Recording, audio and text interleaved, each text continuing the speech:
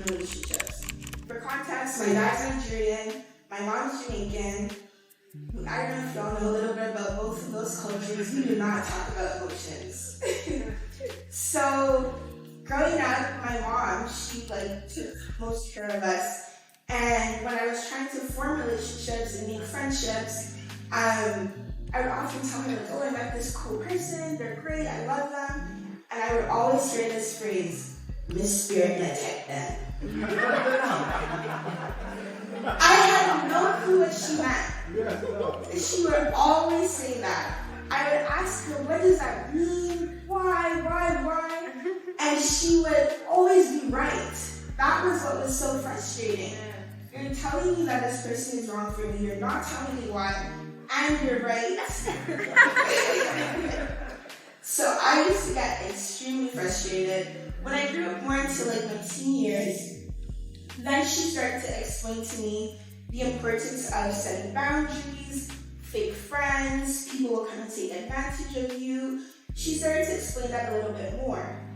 Now, for further context, my dad was very abusive. I grew up in a nice home. I didn't have a good childhood.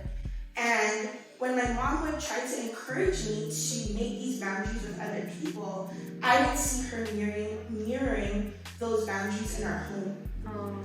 So for me, it was a very big struggle because it's how can you expect me to go out into the world and to have these boundaries with other people when I don't even see you doing it at home? Yes. So I don't know if that resonates with some of you or that's your story, but oftentimes in literature, they call this a generational curse. I prefer the term generational pattern, but that's how mine started. So my parents, they weren't good together. My mom was a married, single mom, essentially.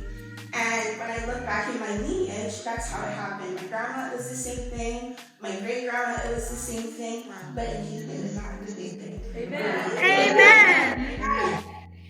But that's how that pattern developed. And for many people, for clients that I see how those patterns come into play. Because sometimes as parents, we do want the best for our children and to change and to try to put those seeds in. But at home, if it's not being mirrored, it's very difficult for it to resonate because at the end of the day, we're going to mirror what we see within our home dynamic.